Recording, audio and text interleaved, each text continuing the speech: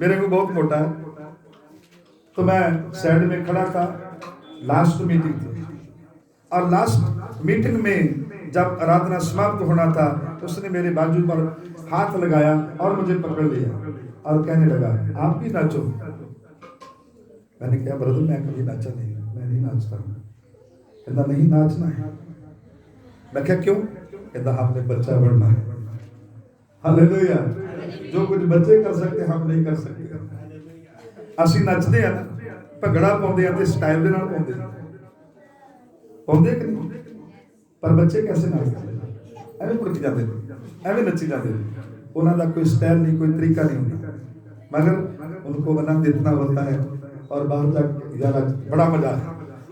वचन ये कहता है ਅਸੀਂ सिर्फ मजे लेने वास्ते नहीं, बल्कि अपने आप को बच्चों के समान खड़ा करना है। अपने आप को दूसरे के सामने उत्तम नहीं समझना, छोटा समझना। पिछले दिनों के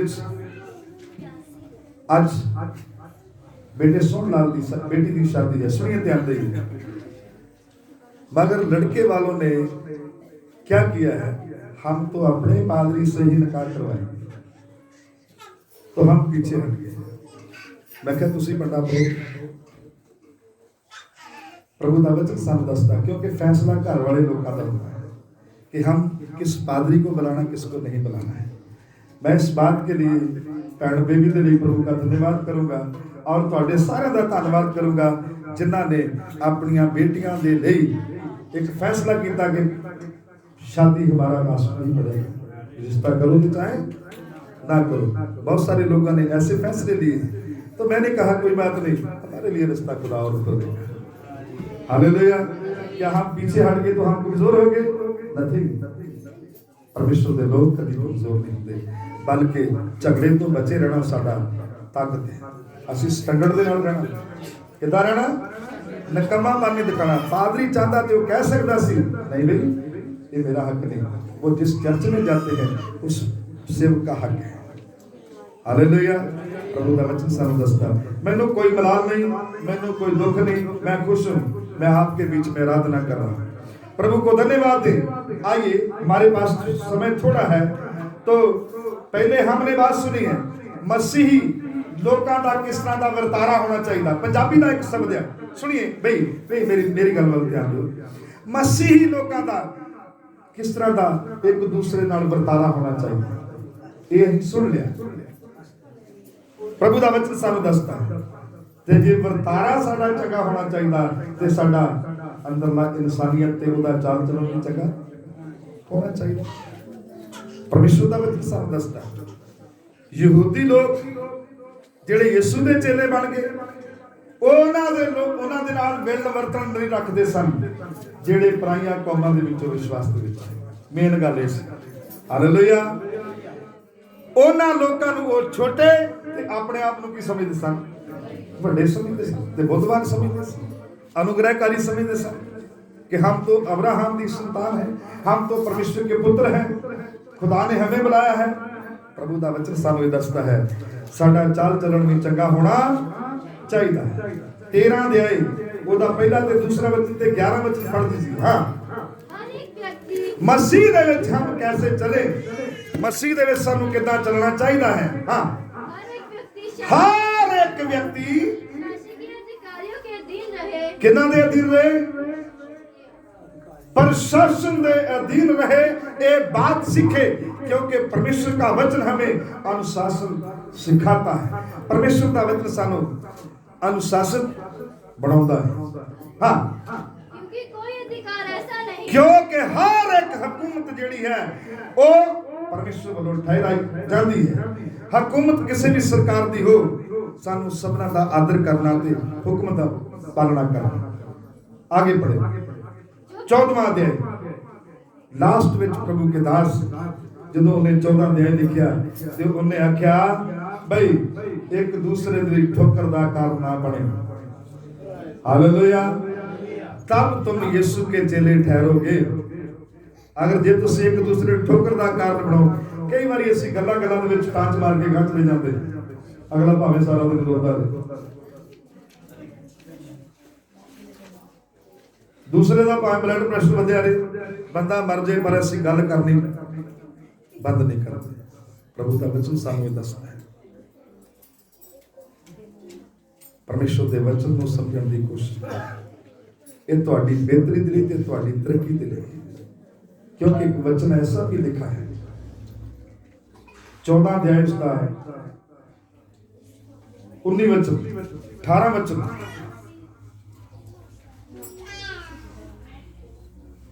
इस तो पहला कि हम ये पढ़ें, पहले 8 वचन 9 वचन पढ़ लीजिए जल्दी जल्दी। यदि हम जीवित हैं जे असीं जिउंदे हां तो प्रभु के लिए जीवित तां हैं, असीं प्रभु दे लई जीवित हां, और यदि मरते हैं तो प्रभु के जे असीं मर जांदे हां ते किहदे लई, किहदे लई, प्रभु के लिए। प्रभु के लिए। हां अतः हम जिए या मरे हां असीं जीविए जां मरिए हम प्रभु के हैं, तब हम प्रभु के ही हैं, क्योंकि मसीह इसीलिए मरा क्योंकि मसीह इसलिए मरिया और जी भी उठा और जी भी उठिया कि वे हमारे कि ओ साडे और जीवितों दोनों का प्रभु है। हां मोया दा ते जिउंदियां दा दोनां दा की है, प्रभु है। परमेश्वर है। हां तू अपने भाई पर क्यों दोष लगाता है? तू अपने भरा दे उत्ते क्यों दोष लगांदा? दोष बस वचन ये दसदा तुसी दोष लगाओगे तो ਤੁਹਾਡੇ ਉੱਤੇ भी लगाया जाएगा। हाँ पढ़ दीजिए। क्या तू फिर क्यों अपने भाई को तुच्छ जानता है? अपने भरा ਨੂੰ ਕਿਉਂ ਤੁਸੀਂ ਤੁਸ ਜਾਣਦੇ ਹੋ? ਇਹਦਾ ਮਨਨ ਕਰੇ, ਇਹਨਾਂ ਗੱਲਾਂ ਨੂੰ ਧਿਆਨ ਦੇ ਵਿੱਚ ਰੱਖੀਏ।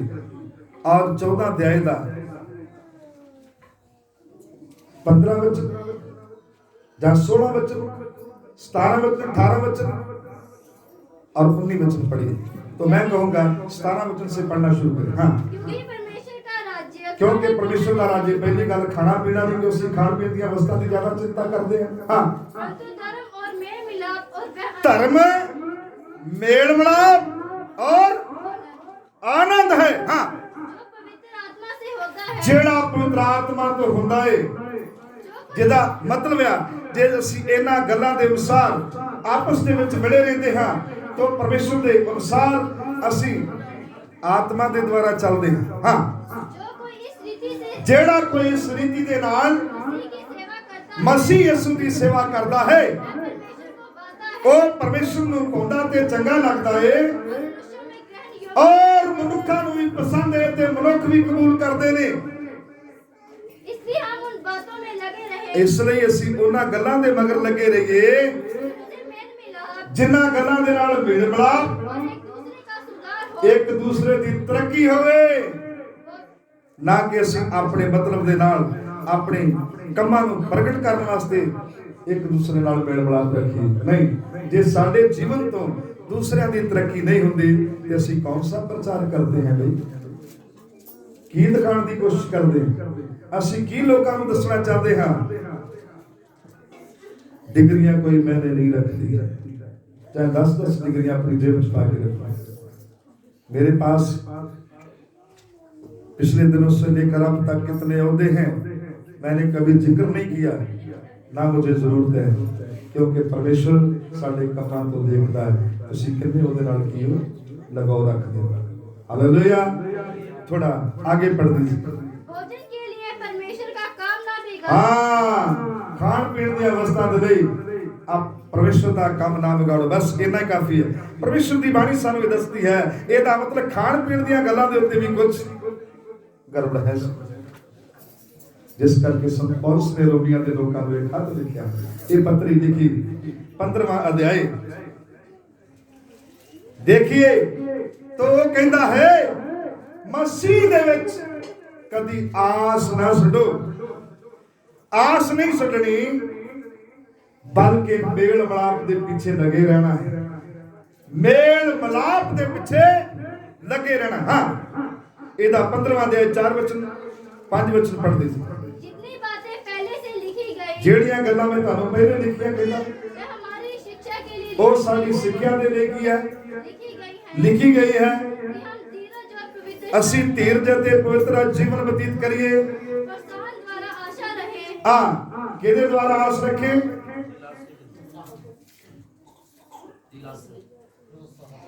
प्रोत्साहन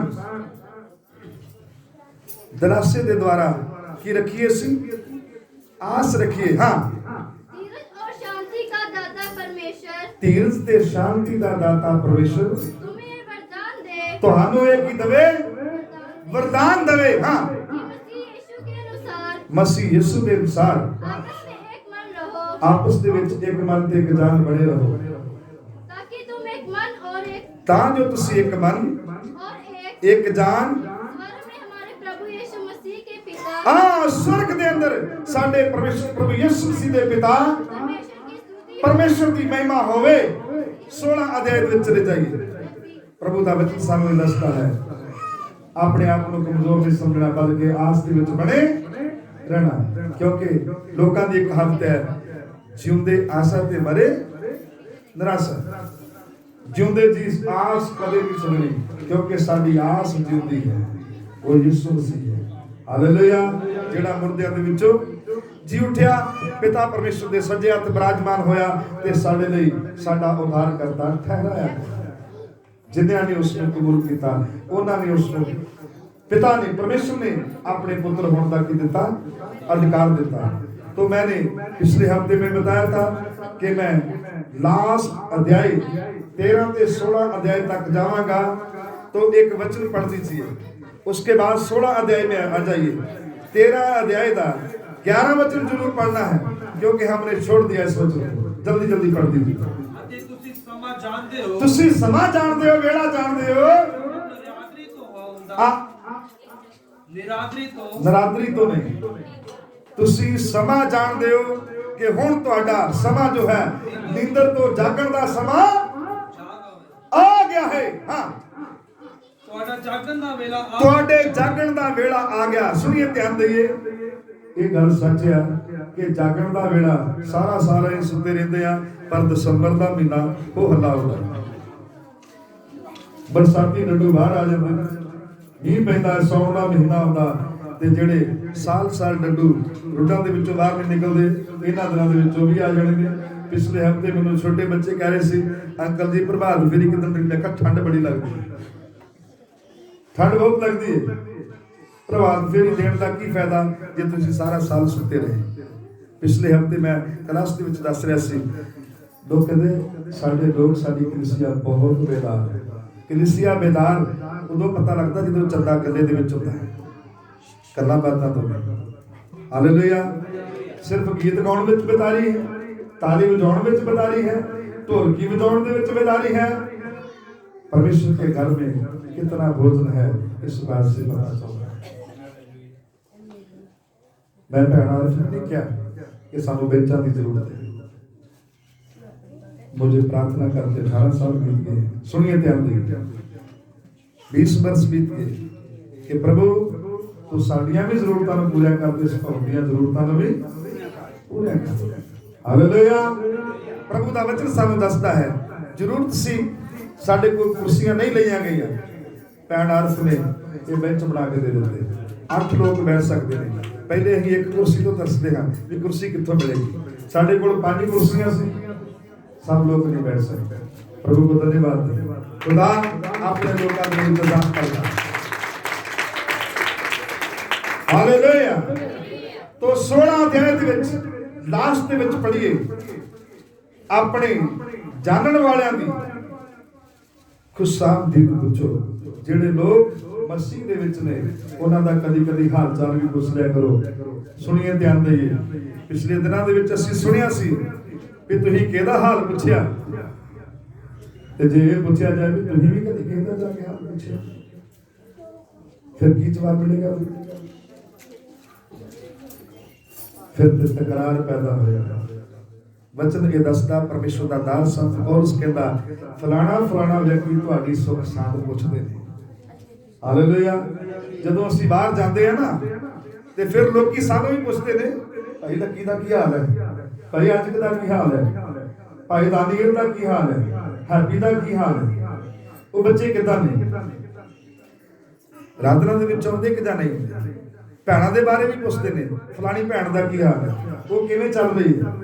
पिछले हफ्ते मैंने परमेश्वर के एक दास ने पूछा चर्च कैसा चल रहा है, मैंने कहा वेरी वेल, प्रभु को धन्यवाद दे, क्योंकि प्रभु के नाम की महिमा हो, परमेश्वर के नाम धन्यवाद करते हैं और धन्यवाद कहते हैं कि वो हमें कभी अकेला नहीं छोड़ता।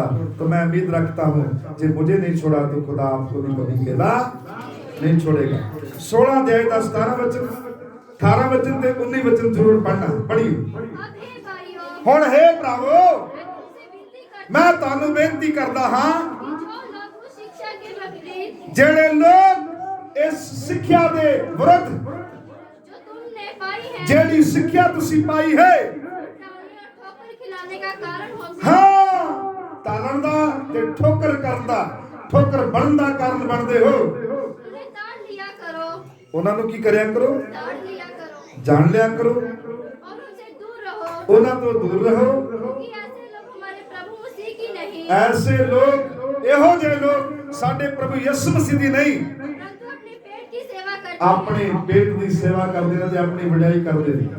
ਹਾਂ, हैं और चिकनी चुपड़ी बातों से ਔਰ ਚਿਕਨੀਆਂ ਤੇ ਚੋਪੜੀਆਂ ਗੱਲਾਂ ਦੇ ਨਾਲ सादे मन के लोगों को ਸਿੱਧੇ ਸਾਦੇ ਲੋਕਾਂ ਦੇ ਮਨਾਂ ਨੂੰ ਵਿਗਾੜ ਦਿੰਦੇ ਨੇ ਤੇ ਉਹਨਾਂ ਦੇ ਮਨਾਂ ਨੂੰ ਭੜਕਾ ਦਿੰਦੇ ਨੇ, ਉਹਨਾਂ ਨੂੰ ਗਲਤ ਰਸਤੇ ਦੇ ਉੱਤੇ ਕੀ ਕਰਦੇ ਨੇ? ਪਾ ਦਿੰਦੇ ਨੇ। ਧਿਆਨ ਦਿਓ, ਜਿਹੜੀ सेवा परमेश्वर की ओर से है वो कभी नाश नहीं होती, हालेलुया, वो बढ़ती जाती है, हालेलुया। इसलिए प्रभु को धन्यवाद दें। पिछले दिनों ਦੇ ਵਿੱਚ प्रभु के दास पास जब जाओ मेरे लिए बहुत चिंतित रहे। मेरे लिए उसने बहुत बार फोन करके मुझे पूछा, बेटा आप कैसे हैं, बेटा आप कैसे हैं।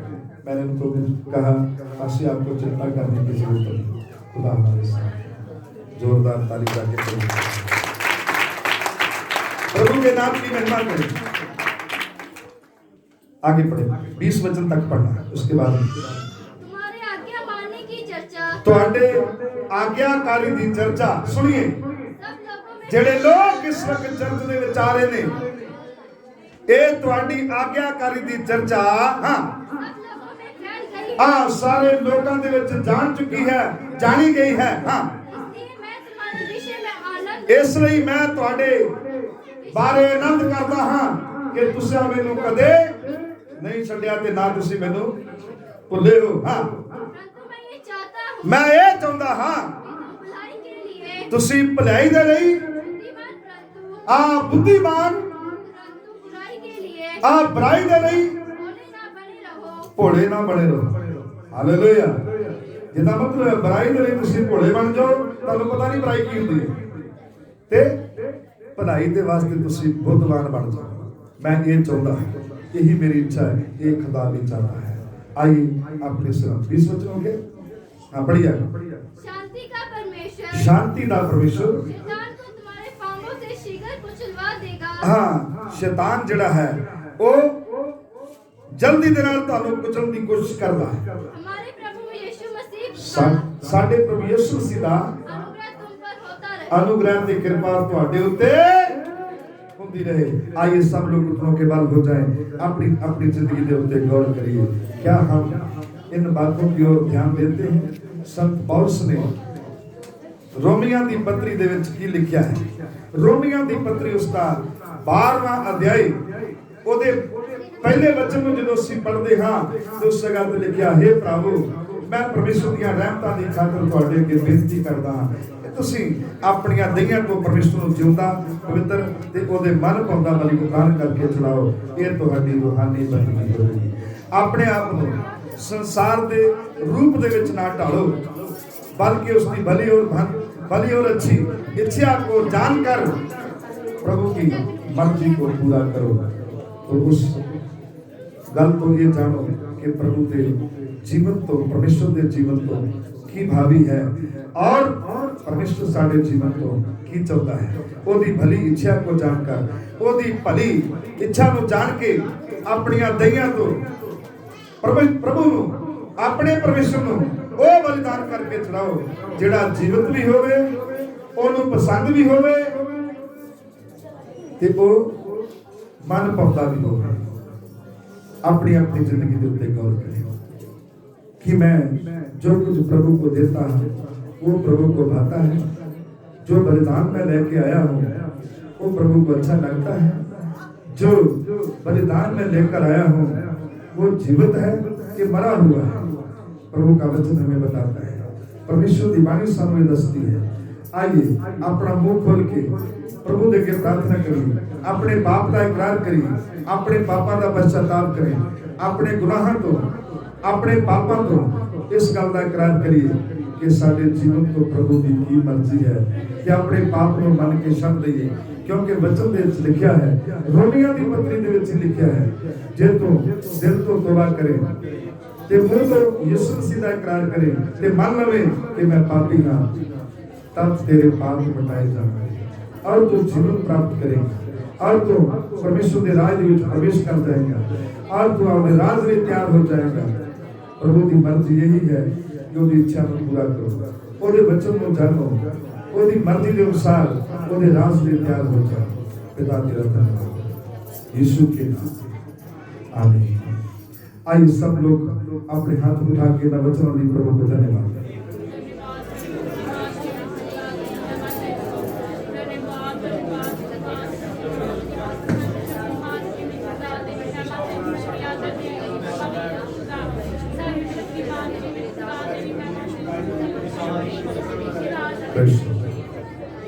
हालेलुया।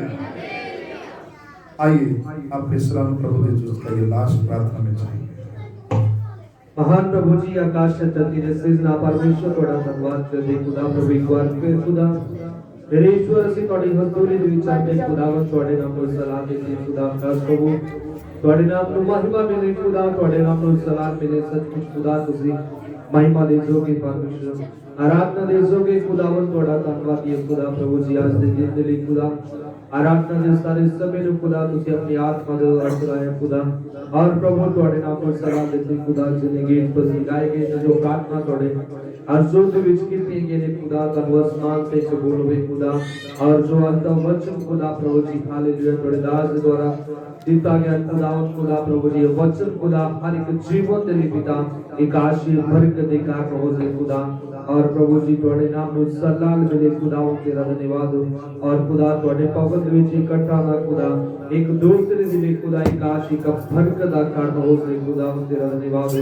और मेरे ईश्वर थोड़े नाम नु सलाल मिले खुदा बंदा तो त्याग कर प्रभु जी थोड़े नाम नु सलाल देते खुदा प्रभु जी हर जरूरत तो खुदा आसमान को पूरा करना धन्यवाद हो परमेश्वर थोड़ा धन्यवाद हो प्रभु थोड़े नाम नु सलाल मिले खुदा और जिन्हें भी थोड़ी हजूरी के विच आए खुदा हुन जो अपने घरां नु वापस जान प्रभु और थोड़ी बड़ी आशीष को पाके जान खुदा तेरा धन्यवाद और खुदा थोड़े नाम नु सलाल मिले खुदा अब्राहम इसाक याकूब दे परमेश्वर थोड़ा धन्यवाद है प्रभु जी थोड़े नाम नु महिमा मिले खुदा तेरा धन्यवाद या करो फजल करना परमेश्वर तेरा धन्यवाद सारा आदर सलाम महिमा खुदा से थोड़े नाम देश दे निवेदा प्रभु जी प्रार्थना प्रभु यीशु मसीह के नाम से आमीन। और साडे खुदा बाप दी मोहब्बत उसकी कृपा पवित्र आत्मा दी सहभागिता अब से लेकर तमाम कदीस लोगों के साथ प्रभु यीशु मसीह की दूसरी आमद तक हम सबके साथ हमेशा तक होती रहे आमीन। सर्वजय सिद्धि खुदा आप सबको आशीष दे सर्वजय सिद्धि।